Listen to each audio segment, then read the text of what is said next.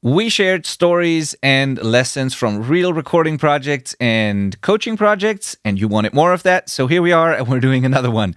So this is again about actual projects that we worked on at the recording studio, the mixing studio, producing, working with artists, and also coaching them through our coaching program. We're going to share some more anecdotes, lessons, stories, things that you can learn from, and keep letting us know which episodes you like, where you get the most value, and we definitely listen to you and do more of that. So today, it's gonna be, in my case, it's gonna be about a mix that I did for a band where a couple of really subtle tweaks towards the end made a huge difference, and it should inspire you and encourage you to pay attention to those details. I know eventually we need to finish stuff, but sometimes it's worth to go the extra mile, or often it's worth to go the extra mile and do tiny little things to make it just that little bit better until it sits just right. So we're going to talk about that.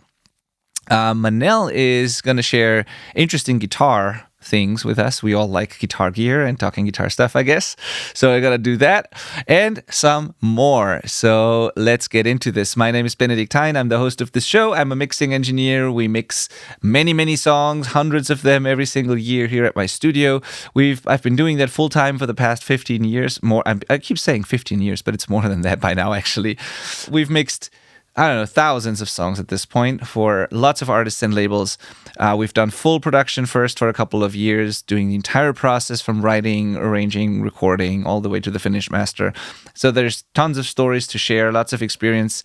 And this is what we share on this platform. And after a while, we built a coaching platform called the Self-Recording where we help artists do a lot of these things themselves now in their jam spaces and home studios. So long story short, if you want to learn how to record better sounding music from your jam spaces and home studios, this is the right place. So thank you for joining us on this podcast. And if you're already a listener, welcome back. I'm not doing this by myself, though. I'm here with my friend and co-host from Alicante, Spain. I always said Madrid. It's not correct anymore. Alicante, Spain. Manel Espinosa Berenguer. Hello, my friend. How are you?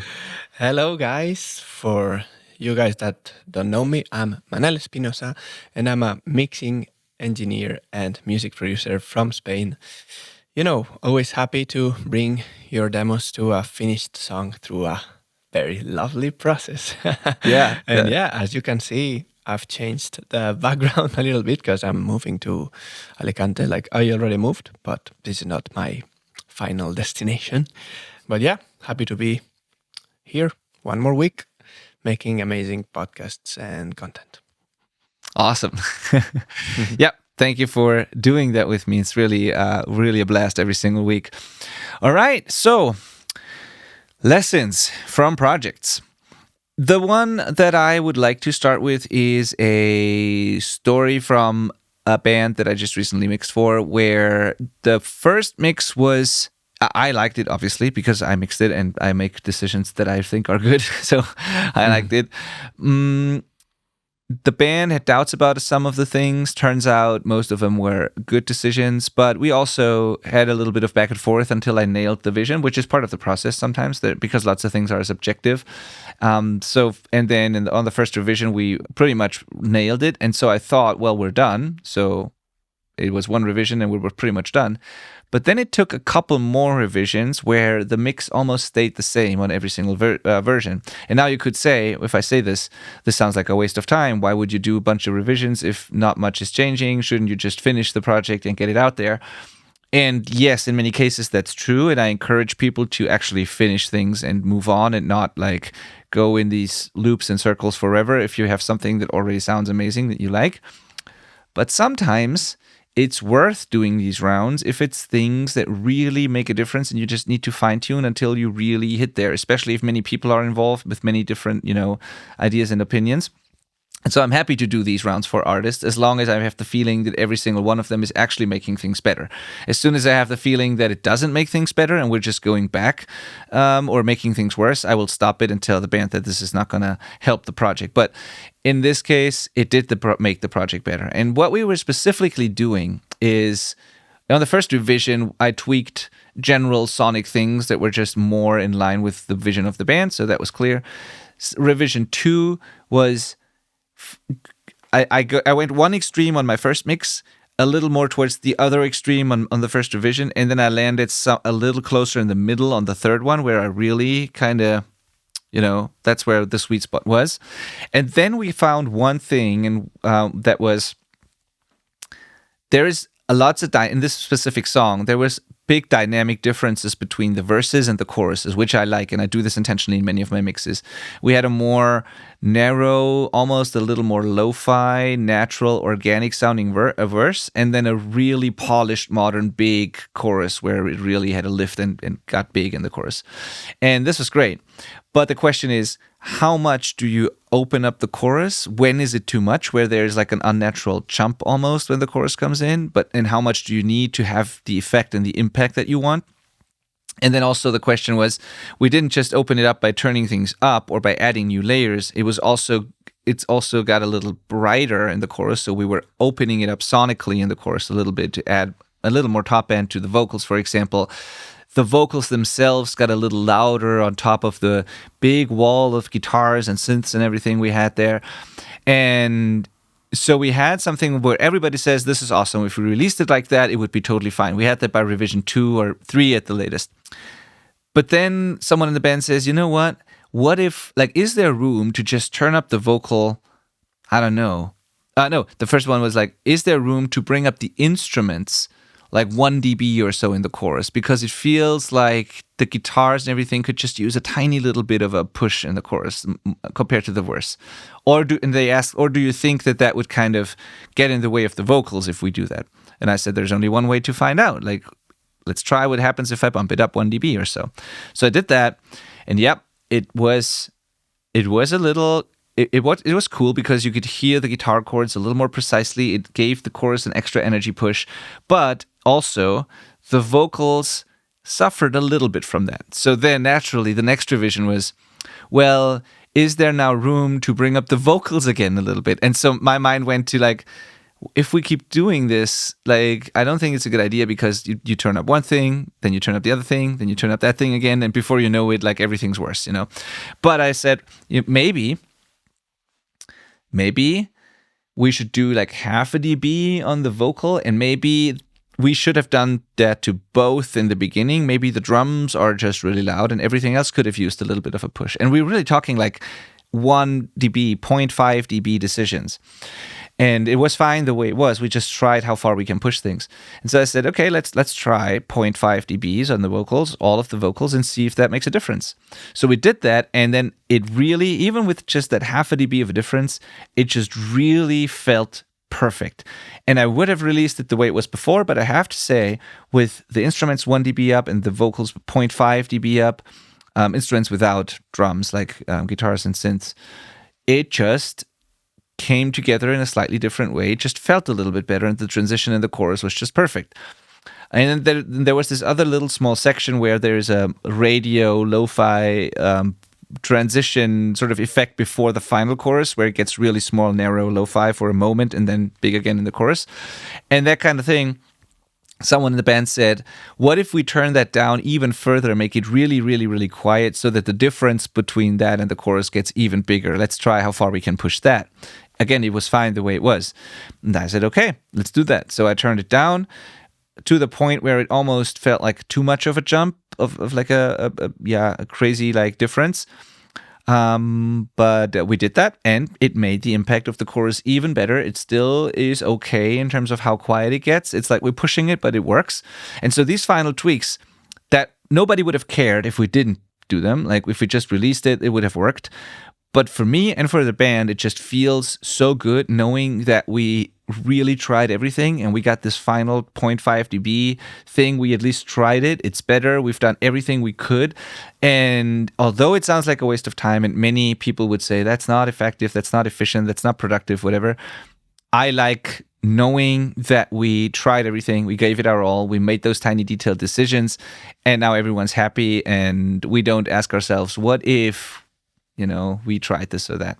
So the lesson from this is, it's dangerous because I don't want you to try 0.5 dB decisions on everything and all the time and go back and forth too much and not finish projects. But if you have a feeling that it's worth trying. And if you say, well, but if it's not working, this is what we're going to release. Let's try this thing. But for us, for example, in this process, it was like, this week we're going to finish this no matter what. So we try this. If it doesn't work, it's the way it is. And we don't give ourselves another week or something.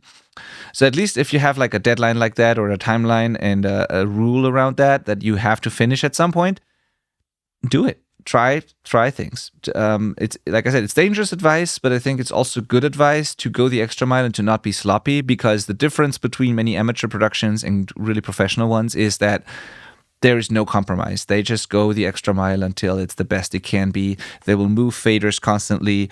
They will do tiny automation moves. They will, all these things. I do that all the time as well. And sometimes it means doing 3 more extra rounds because of a little bit of a volume difference. So that's my story and my lesson. Yeah. Does that sound crazy to you, Manel? No. Good. But I would say that, as long as it still feels fresh, it's not a bad thing to try things. But once you're in this state where you start to just tweak things for the sake of tweaking, you feel tired about, the song itself and stuff, that's when you need to stop and release whatever you had. Yes, exactly. Right. Yep, totally right. And also the thing is, there could have been 10 other ideas that would have also been better. There's always, it's never done. A mix is never finished. There's always an idea somewhere that you could try, and you got to stop at some point, of course. But yeah, you're right. As long as it still feels fresh and you have the feeling that you want to do something, not just for the sake of trying it, but you actually think it's making things better. It was intentional too. It's not that somebody said, hey, we haven't tried this, so let's see if it sounds better. I'm not doing that, because you could try all kinds of things. Then if we do that, we'd start turning things up and down all over the place. I'm not doing that. But if it's intentional with a clear goal in mind, where you have a feeling that I think it would sound better with the guitars a little louder or the vocals a little louder, then you have a good reason to try it. It's not just trying because you want to try. It's, why you want to do this. And I do this all the time without the revision requests by myself in mixing anyway. So even on the first version, if there's an individual snare hit that I think needs to come up 0.7 dBs, I will do that. Like all the time, there's individual details that if you look at my automation, things are moving all the time. But these were like the final 0.1% or whatever that the band wants me to try. And so we did it. Yeah, actually, now that you mentioned these sort of situations, I'm working with 2 Irish lovely guys, Conal and Nicholas, that probably are going to listen to this episode. So great. Hi. And we're working on this song, and Conal suggested to remove the drums from the first chorus of the song, right? Which I was like, I don't think you need to do that, because there's enough contrast already. But if you feel like trying it, then try it. And it turns out that it's really cool if you remove the drums. So sometimes you have to try things to, if you don't try it, you don't really know if you can imagine how it would be. But sometimes you have to try to experience. Great. Yeah. It's a good example. Also, what that makes me think, Manel, that in both of our examples, like last time we talked about how artists need to be open for feedback and input from producers, because why would you hire a producer anyways if you're not open to that, or any kind of collaborator, or you should be open within the band for, suggestions, communication, and all that. These 2 examples actually show me that we need to, and maybe we said that also, but again, we need to be open also that even as professionals, if the artist has an idea, it's sometimes easy to say, oh, I know how to do this, it's like, I don't need to try because I would have done it if that would have been better, but we don't know all the things all the time. We don't know their unique perspective and taste, and everyone brings new creative things to the table, and it's their record at the end of the day. And so it's also important for us to be really open to their ideas. It's also our job to guide the project sort of and make sure that we're not wasting time or doing useless things. But yeah, that's another skill I think that a producer definitely needs to have.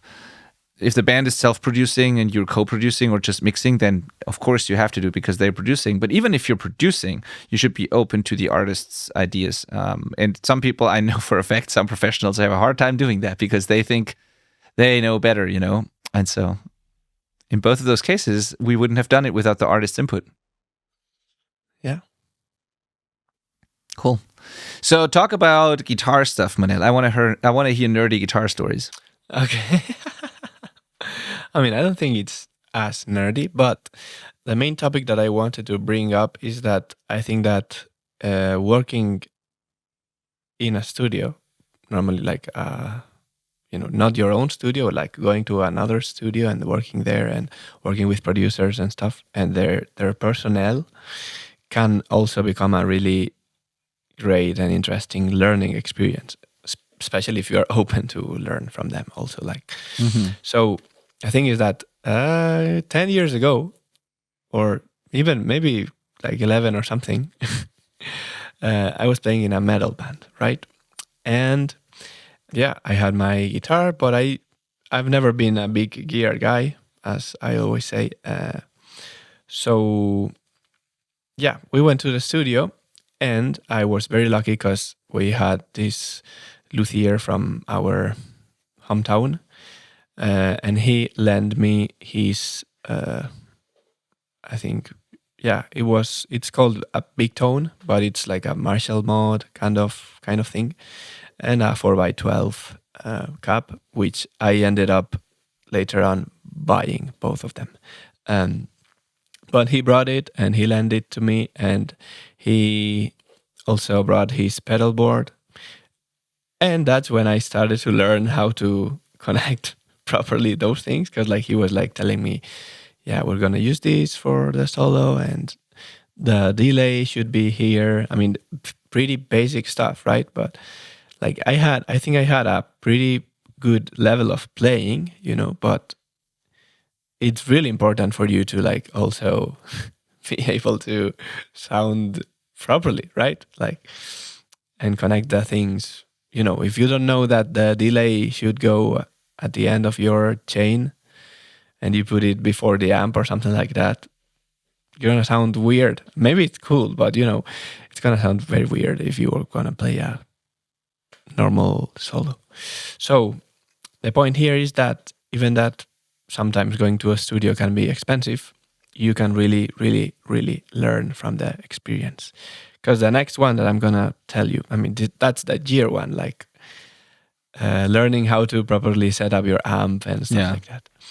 But then the next one was, I already said I was in a metal band, so I was really into that sort of playing, like fast playing, super crazy distortion or whatever you call it, 4x12 craziness, loudness, right? But I started to play in a band which was more about reggae, sort of pop, sometimes rock, like a different kind of distortion, right? And playing, basically. That's the most important part. But I went there to the studio with my metal head. It's never, there's no better way to say that.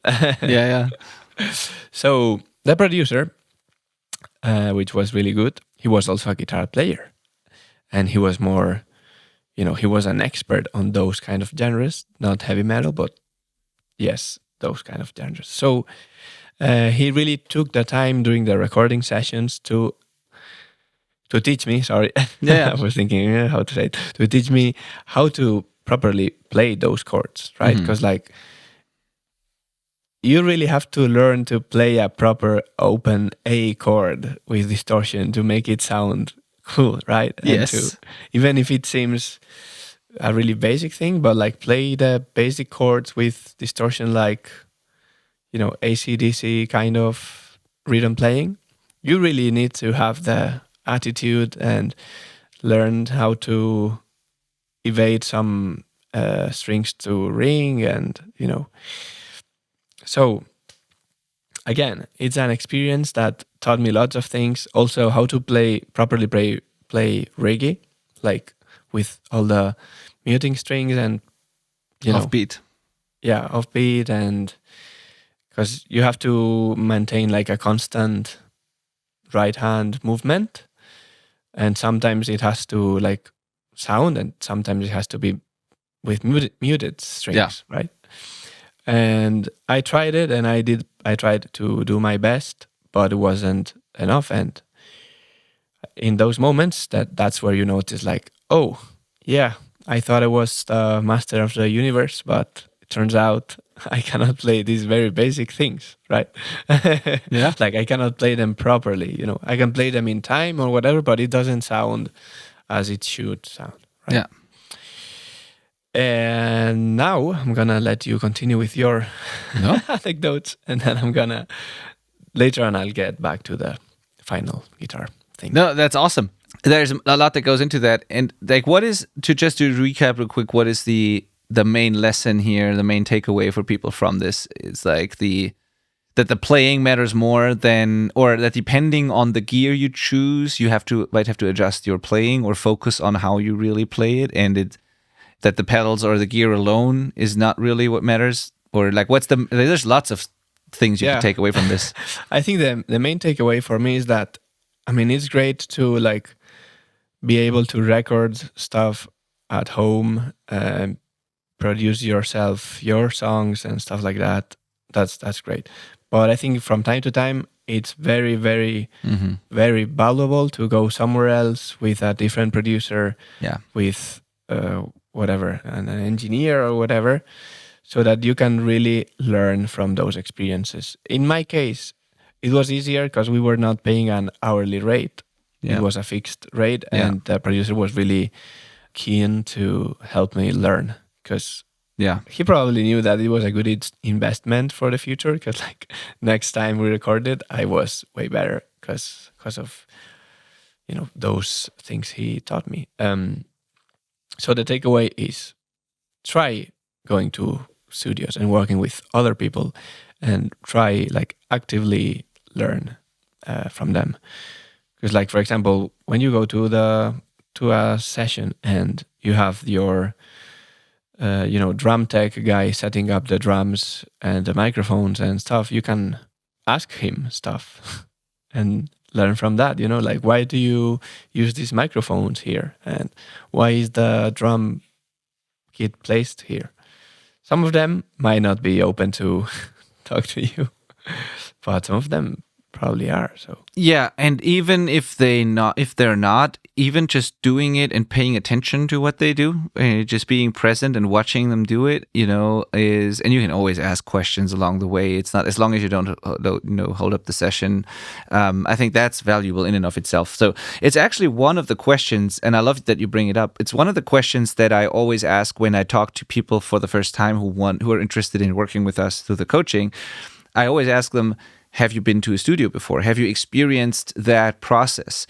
And because those who have, or even if they didn't do it themselves ever before, they always have a better understanding of the entire thing than the ones who have tried it for years on their own at home without any guidance. It's fascinating. There's people who have been self-recording for years, trying with YouTube or just figuring it out themselves, and they've never talked to or worked with a professional.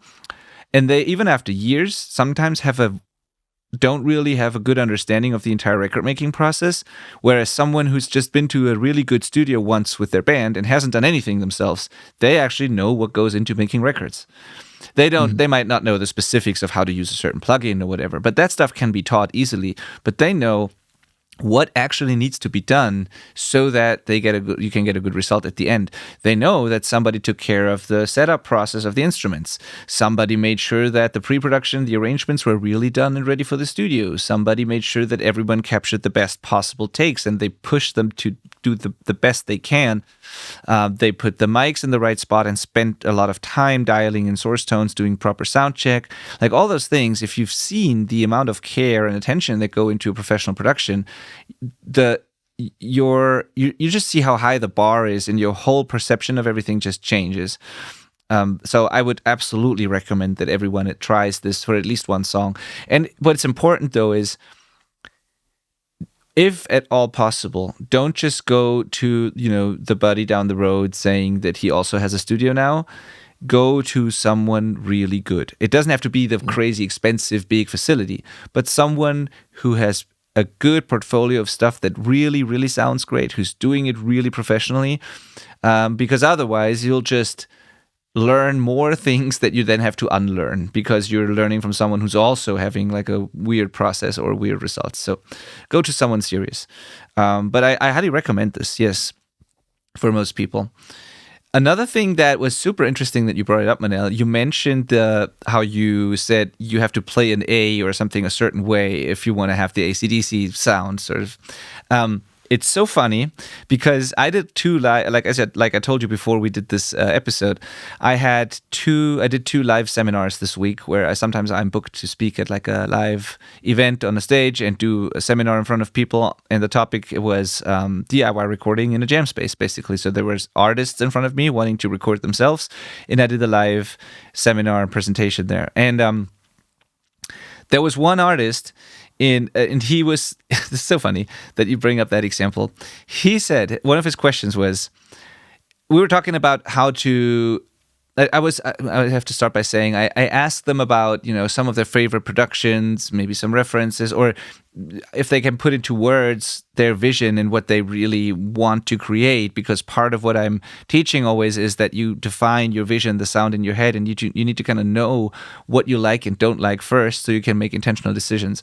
And so I asked them about this, and I wanted to figure out who they are as artists and what they liked and don't liked. And he said, you know what I'm trying to do, what I've been trying to do for years? I just want to plug in my guitar and play an E and make it feel like Malcolm Young playing an E. But the problem is I bought the same guitar, I bought the same amp, and I play an E, and I don't get the same feeling from just hitting that E chord. That was this whole thing, right? It's just, I don't know what I'm doing wrong. Like if I listen to the beginning of TNT, he says, and they play this one chord, I get like goosebumps, and it's a certain feeling that I just love. And then I plug in the same damn thing and I play that E, and it just doesn't feel like that. And so what am I doing wrong? And so this was such a good question. And we talked about a couple of different things that could be the case. First of all, I said like, you're not Malcolm Young. That's probably it. That's probably the answer. But still, there is, the amount of distortion. Maybe the amp of the guitar is right, but maybe there's too much distortion. Maybe you need to hit it harder, but use less distortion, for example, so that you have a more clear sound and you can hear the individual notes better. But then I also said, I don't know, I can tell because I don't know how you play that E. And as ridiculous as that sounds, there's different ways to play an open chord and to make it sound a certain way. So, but it was so interesting because they came up with exactly that example that you just mentioned. And, yeah, so I just wanted to say this. Maybe it's even go ahead. Yeah, even the strings or stuff like that. Because one anecdote that I have from that first experience with a producer is that when we were going to record the guitars, he made me change the strings of all the guitars, and I was like, interesting. Yeah. The right gauge, the right material, even things like, and AC/DC is actually known for that. Even things, I don't remember, and all the AC/DC fans will now like go crazy when I say this, but there is at least one record, and like I said, I don't want to say which one it is or if it's more than that because I don't know, but I know that there is at least one record where part of the AC/DC sound was the fact that they didn't use cables, but like wireless systems in the studio, because back then the wireless systems weren't that great as they are today, not as transparent. And what happens today, and I don't know if you've ever seen that, probably everyone who's used a good wireless system, they have a setting where you can simulate the loss of top end that happens when you use a cable. Because a wireless system, there's no cable in between. It's like really direct, and it's like brighter, especially the older ones with shittier converters and all that. It used to be brighter, or shitty transmitters, receivers, whatever. But it was brighter than using a cable, some of them. And they didn't have that filtering attenuation.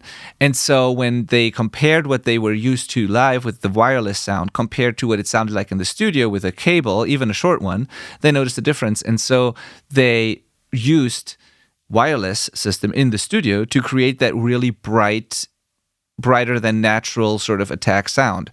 And so, that doesn't mean you have to do that, but sometimes it's details like that And of course, most of it is in the hand of the player. It's like, if you give me the exact same setup as Malcolm Young and then let me play the same chord, I will not sound like him, no matter what I do. Yeah. Yeah, like little details, like you can play an A with your 3 fingers, right? Yeah. An open A, but you can also play it with only 1 finger. Yeah. Stuff like that. So totally. Here's another takeaway from those seminars. And as I was saying that, I was just looking up, just because I want to make sure I didn't say anything like weird. I just looked it up, and yes, you can just Google that. There's plenty of reports and stories on it says the long lost secret to the AC/DC guitar sound, the wireless system and all that. So yeah, it's true. So you can Google it. Anyway, another story from those live seminars, for example, was that that same person asked me to, like, so I was talking about how much the context matters and not the individual sounds so much in a mix, unless the instrument is there on its own in a solo part. And then he said, you know what? I was always wondering this. He downloaded some multitracks of, I don't remember the song, some song. He downloaded multitracks and listened to, and he wanted to figure out what the guitars sound like and analyze that. And then he was like, those guitars on their own, it's not really a good sound to my ears, but I love the production. And I was like, yeah, that's exactly what I'm trying to say. It can be the case. And it's impossible. If you showed me a recording of your guitars, and then asked me, is that a good tone? I wouldn't be able to answer it, because without the context, it's impossible. There's no way. I don't know what the bass does, what the drums do, where the vocals are, what the vibe of the song is. Context is everything. And then we actually went and listened to a couple of songs together on the seminar and just analyzed them and why they work or don't work in the context of everything. And it was really interesting. There's things like, the AC/DC example. Obviously, those classic records sound awesome for what they are, and they get the message across, and it's like an iconic thing. But if you really listen and pay attention to some of the individual stuff, you could argue that, it works in the context, but I don't know if every single sound on its own is really great, and and also it's like interesting to just see what's actually happening. So we listened to the TNT example, and if you listen to that riff, you see that there are really spiky kind of resonances in the upper mid-range in the guitar that today on many modern recordings, people would like notch those out and identify those as like harsh, annoying stuff. Then I tried to do that live on the seminar, and it was like, this is what some of the engineers would do today. Is that better or worse? And then everyone in the audience is like, it sounds thicker, and you could turn up the guitar more, and it wouldn't be as painful when you turn it up loud and all that, and it would sound bigger, fatter, whatever. But it also lost its entire character. It doesn't have the edge anymore. It doesn't have it's not that AC/DC sound anymore.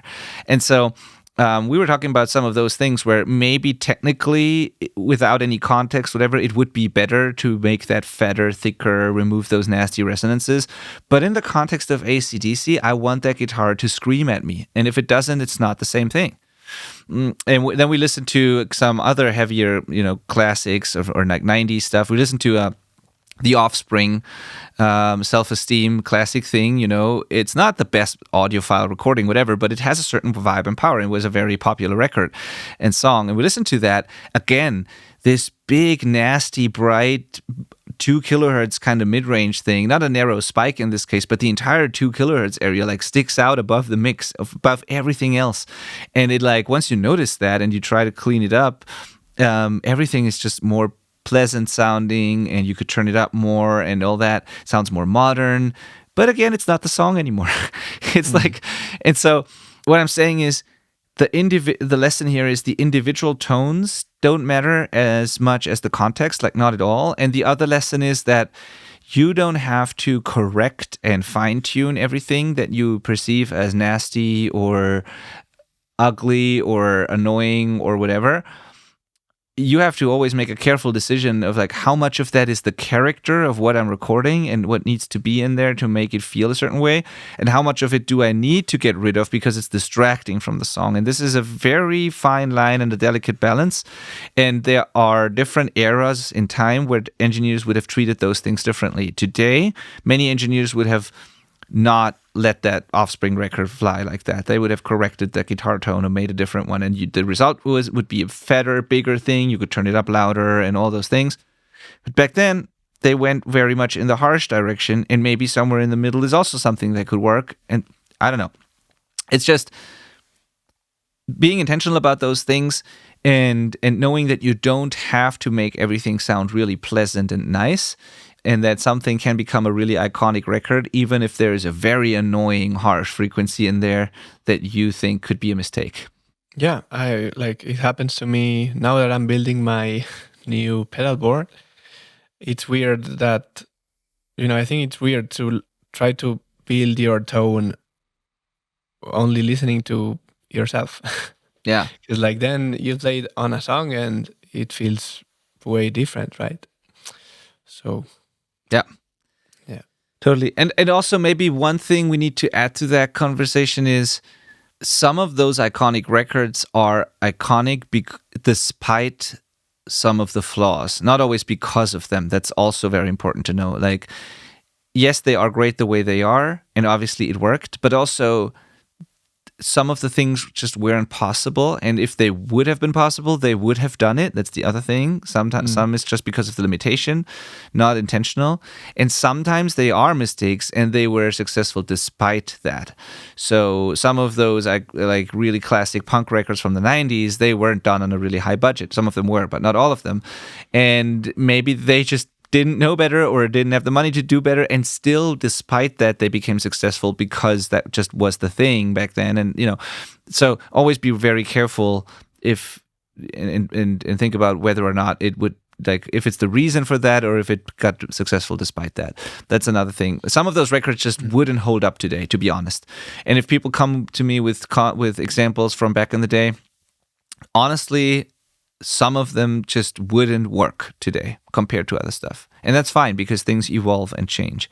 But some of them are great because of those decisions. And that's the hard part to figure out. That's what I said. It's this fine line of like, what is essential for the character of the song and what is a flaw that needs to be corrected, and where is the line between the two.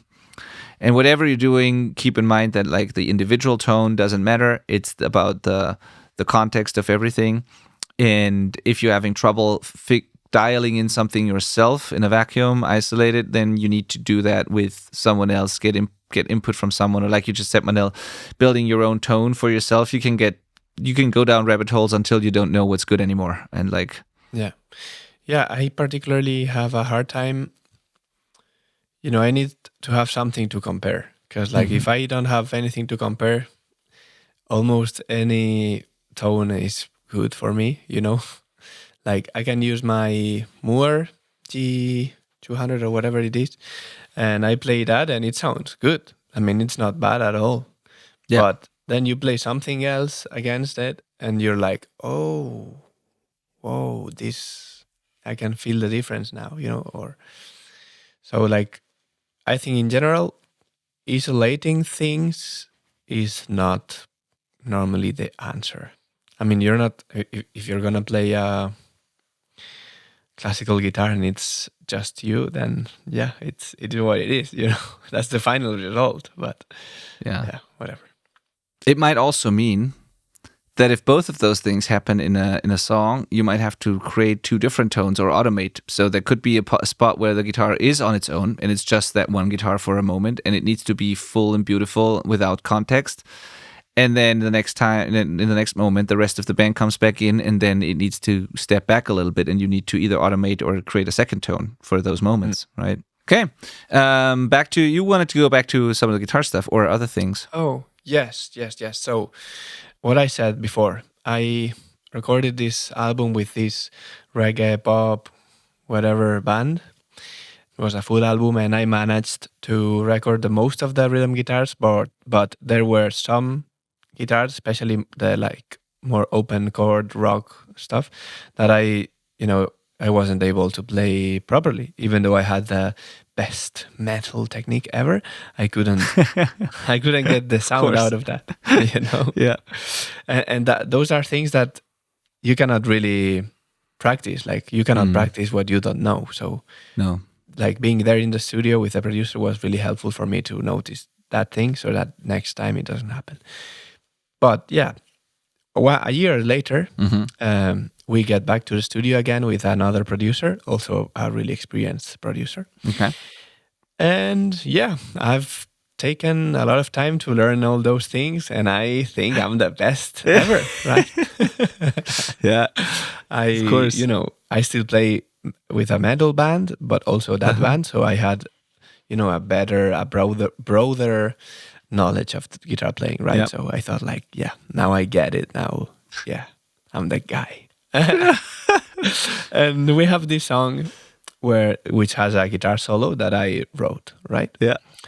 And it has like a more expressive part and a more faster part, like at the end. And we're there playing.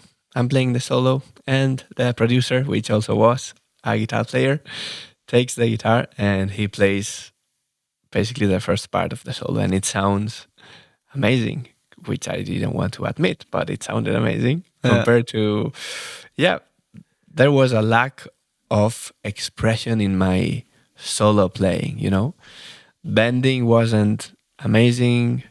I didn't have this typical thing that guitarists do, which is like when you're gonna hit a note, you also hit all the other strings, but like muted, and it sounds like whing, that kind of thing. Yep.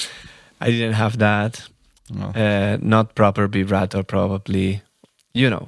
Yeah. So he ended up playing the first part of the solo, and I played the faster part because I could play that, and the producer could not play that fast part. And that was a bullet to the core of my ego. like, once again, I was like, yeah, I'm not good enough. I still have to keep on studying and playing more. You have taken many hits to your ego over the time of your life. I remember the Cory Wong story where you bought the same guitar only to figure out that you're not Cory Wong. Yeah. And then you had this experience, like, again, it was you and not the guitar. So, yeah. Yeah, but at the time, of course, I was very disappointed because I didn't want anyone else to play my solo with my notes. But of course, right now I totally understand it because the result is probably the best we could get out of that situation. And that also, helped me being aware of my guitar playing and trying to, get better at playing solos, right? Now I'm slightly better at playing guitar solos. A little bit, I think. Yeah. I mean, I'm not amazing at guitar solos anyways, but yeah. So again, it's another experience where recording in another studio with external producer or whatever you want to call it helped me improve in many different ways, like my playing, also improve my, I know how to call it, like ego or self-awareness or openness or I mean, it's part of a long process, but this is to reiterate once more that sometimes going to another studio, working with other people helps you a lot to learn stuff. Yeah. Yeah. Your stories go back to working with other people a lot and learning from that. Yeah. Yeah. And sometimes it's also the other way around. Like you can also learn from mistakes that you think the producer did or something like that. Like, oh, I think we should have done this this way. But I mean, it's way easier to think about it right now when it's, all that is past, right? Yeah. So totally. And I think that, going into a proper studio with proper personnel and professional people, helps you learn like the normal workflow of a professional recording. And in those cases, you really have to be prepared. Normally, you're not going to the studio to improvise or whatever. You're going there to record, basically. And so, like, because this is to say that I was super prepared for all those recordings, but there are things that you just cannot learn if if someone doesn't tell you, or if you don't have those experiences. If I had been, playing guitar in my room forever and ever, probably I wouldn't have the same, solo guitar playing that I have now. Yeah, no, not at all. I shared, definitely not. I shared that story many times where my biggest breakthrough moment was when I worked for the first time with an external mixing engineer who gave me feedback on my recordings and made everything better about it. And I just also finally heard what could be done to my recordings and how high the bar is, what the standards are, how great those mixes sounded. And I was very against that in the beginning. I was like offended that the band didn't want me to mix the record and all that. And I didn't get why they spent so much money on this crazy mixing engineer. And like, I didn't get it until I started working with the guy. And I was like, oh, I'm sorry. And I'm very grateful because I had no idea. And so, I just moved my camera. Yeah, it's like it was the best thing that had happened to me, and so I totally get it. And I wouldn't be where I am without those experiences, and you wouldn't be as good of a guitar player without those experiences, no doubt. Yeah, and I think it's super positive that you have the skill to acknowledge that, because some people could always be in this loop of constant ego. Yeah. And that, people that doesn't have the skill to like admit that maybe they are not right and maybe they have to get better at this or that, or Absolutely. That's how you learn and improve. Yep. Good. Cool. That was great. I want to add one more little actionable thing to that episode. This is from our coaching. One of our members of the Self-Recording Syndicate, Greg. And again, I don't want to throw people under the bus, so I don't mention their full names or band names or whatever. I love all of them; they do great work. And but yeah, so if you're listening to this, Greg, you know who you are, and I hope it's okay to share this. I won't say the full name or anything, but also it's nothing bad, anyways. It was just a good question and something that came to mind. So we worked on some demos. We just started working together, and I listened to some demos, and we were talking basically about how to finish the arranging, pre-production part of it, which layers to actually record, all the prep work you do before you actually start recording. And there was this question of, when I listened to the demo, everything was mono. So it was just for him to capture a quick idea. So he didn't do any kind of mixing, panning, whatever. He just put things on top of each other just so I could hear the song or he could hear the song. And my first question was, which of those, like if any of that was intentional or not, and I wanted to figure out what goes left, what goes right, what's in the center. And this is always a process that it's something that is so obvious to me, because to me, with the experience I have and all that, it's clear that I have a pan knob and I pan things to the left, to the right, to the center. And it's very clear to me what I want to do there, what is important to me, when the stereo image is balanced and when it's not. And it's so natural to me. And I immediately notice when there's something weird about the panning. It's so natural to me that I sometimes forget, or I have to remind myself that it's not as easy for someone starting out, or not as clear. And maybe some music listeners don't even pay attention to what's left and what's right, or that there is a left and a right and a center and all those things. And so every time I go through this process, it's like really interesting to me how much, that first of all, how much that matters and how much people need to be just educated on this topic. Of what is mono, what is stereo, what's the difference between doubling and just copying something or creating a fake double, when or when not to have a counterpart on the other side, where to pan something anyways, and all those questions. And so in this case, for example, there was an acoustic guitar and some electrics and a drum kit, and then there were violins. and or a violin. And I heard that there was, and that's why I asked him, everything was pretty much mono, but the violin had stereo information. So there was something going on left and right. And I couldn't really tell, is it like more violins playing together, slightly panned? Is it just the one with some sort of effect or ambience? Like I wasn't really sure. And so then I said, like, in my opinion, for this particular song, for this particular part, my suggestion, I think, was to pan either the electric or the acoustic, I don't remember exactly, one of them, to double it and then pan it left and right and keep the other one in the center. And then I said you can keep the violins as is because they are kind of stereo and in the background already, and it's not a narrow thing that I would pan to either side, sort of. And then he got back to me saying, well, the violin is mono, so I should keep it like that. And I was like, oh, no, it's not mono. It's just in the center, but it's stereo. And then this conversation started of like, what is actually mono? What is stereo? Do I need? And then he asked, like, should I try doubling or recording a separate violin? Or should we use that one and make it wider in a way? Should we do it with like ambience, reverb, or whatever? And so my main lesson and takeaway is that it's absolutely fine if you're not sure about these things, and it's important to learn this and this seemingly trivial thing of just having a pan knob where you can put things left and right is actually something that apparently some people skip, and that is really, really important, and that I need to pay attention to when I listen to stuff and work with people, because it's as easy as it is for me, it's not as easy for some people, and not as clear to many people in the beginning especially.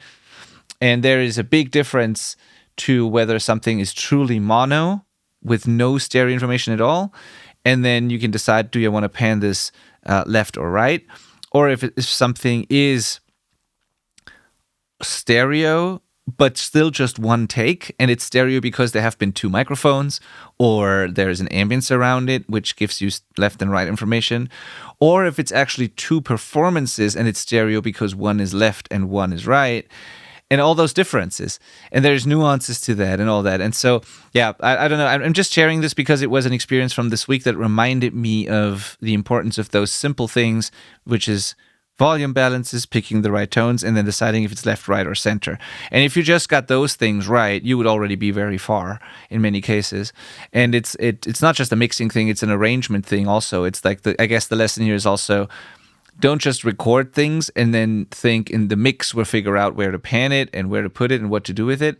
You need to know whether or not you need to record a second take of something because of stereo reasons. And you need to know if something needs a counterpart. You need to intentionally arrange your song, not just in terms of frequency and volume, but also in terms of what's left, what's right, and what's center, and what's stereo, and what's mono, what's front, what's back, like all these dimensions. And so, yeah, this is kind of my lesson. So listen, if you don't know what all of that means, or any of that means, or you're not really sure, listen to your favorite songs, especially on headphones, and pay attention to where you can locate these things. Is there a guitar left and a guitar right? Is there only one up the middle? Does it sound like there's a third one up the middle? Is it hard panned very far, or just slightly panned? What about the drum cymbals and the drums in general? Is kick and snare in the middle and cymbals slightly left and right and tom slightly panned, which is often the case? Or is the entire drum kit in the middle and mono? Is there wide keys? Is the piano or keys, is that mono? If it's mono, is it center or left or right? If one individual element is on one side, is there a counterpart on the other one? Or is there just nothing and the whole mix is leaning to one side? Like, pay attention to these things, analyze your favorite songs like that, and then you'll get much better at arranging your own songs, and then many of your mixing decisions will be very natural and you don't even have to think about it. So, yeah. Yeah, and I think, panning is a really, really powerful creative tool. Yes. I mean, I would say maybe one of the most powerful. Oh, you're right. Yeah. So in Greg's situation, for example, one of the answers could have been maybe keep the violin slightly stereo or almost mono in this one part, but then open it up in the next part, make it really wide and ambient. That could make a drastic dynamic change. It's a powerful tool. I agree. I remember you actually, that's another lesson. I mixed a song for you not too long ago where you told me you wanted one of the guitars to be pretty mono in one part, slightly open up in the pre-chorus, and then fully open up in the chorus. That is one of those decisions that it might not even be super obvious when you listen to the song for someone who doesn't know, but it definitely makes a difference in how it feels, and it adds to the overall dynamics of the song in a subtle way. Yeah. And I also like to use panning to have some elements that travel from one side to the other. Oh, yeah. And stuff like that. That's candy. Ear candy? Yeah. Yeah, yeah. candy. Yeah, I love that. What was the song that I just did that? There was one mix where, oh man, which one was it? There was one mix where I created intentional movement like that I just loved. There was some, I think it was a band called, or an artist called Gang, like Gang, Gang, the German artist. His name is Wolfgang. So Okay. And Gang is like the final part of the like Mozart, right? Yeah, exactly. Wolfgang. And so anyway, and so his band is called Gang. But anyways, awesome songwriter, awesome stuff, great songs. I love working with him because I just love the songs. I love working with him. The communication's always great. It's just such a fun project. It's an ongoing thing for a while now. Anyway, there was this one song where there was a little bit of like extra percussion going on in a part of, there was drums, but then there's also shakers and hi-hats and stuff and movement in the top end. And I decided to do the thing that you just mentioned. I created some auto panning effect through one part where those top end details, the tiny little top end transients that tickle your eardrums a little bit, that they go from left to right, back and forth through one part to create some movement in the background. And it's super subtle, but it does something to that part. That little bit of movement there it just feels very different. And if you don't know, you wouldn't notice probably, but it still does something subconsciously. And if you know, it's really, really cool because in headphones, you can follow along with these things. And sometimes there's a little bit popping out here. Sometimes there's a little bit here, and it's just, I love those things. Yeah. And if you want to listen to crazy panning things, you can listen to the Beatles. Oh, yeah. They have crazy stuff, like all the drums in one side and the vocals only in the other side, and it's weird nowadays, but yeah. Yeah, this is mainly because they were trying to figure out what to do with stereo. They came from mono, and all of a sudden you had two speakers and two channels, and so they were trying to figure out like, how do you use that? Like it wasn't as clear as it is to us now. Like over time we figured out a way that works, but they were like, yeah, I mean, let's put the drums here and the rest over here, Oh, that sounds cool, So the Beatles were like so revolutionary in so many ways. They tried every single thing, and it's one of the. I'm glad you mentioned the Beatles. It's one of the funny things where some purists will tell me, I see it in comments on our ads or on YouTube or in messages that we get, or when I just talk to people. Some of the purists will say, well, the Beatles only had 4 tracks. They didn't need all the shit that you have, and like everything's so overprocessed and whatever. The truth is, they used every single fucking thing that was available back then. And if there would have been more, they would definitely have used that. They pushed the limits of what was possible with what they had. They always got the latest and greatest of everything because they had the budget to do so. So it's not that they were intentionally limiting themselves to anything. They were like really excited about new possibilities, new techniques, new gear. They were overdriving things, abusing stuff. They were definitely pushing it. And if they would have used the shit out of everything we have now, for sure. And so I always love that example when they say like they only needed 4 tracks. Yeah, but they did everything you possibly could do with 4 tracks. And it's also with the channels you mentioned with the panning. I think it's one scene in the what's the Peter Jackson documentary called? It's so great on Disney Plus, the long Beatles documentary. You know what I'm talking about? I forgot what it's called. I don't remember the name. It's one of the must-views, I think, for every audio enthusiast. Let me just look it up real quick. I'm blanking on the name. Get Back is what it's called.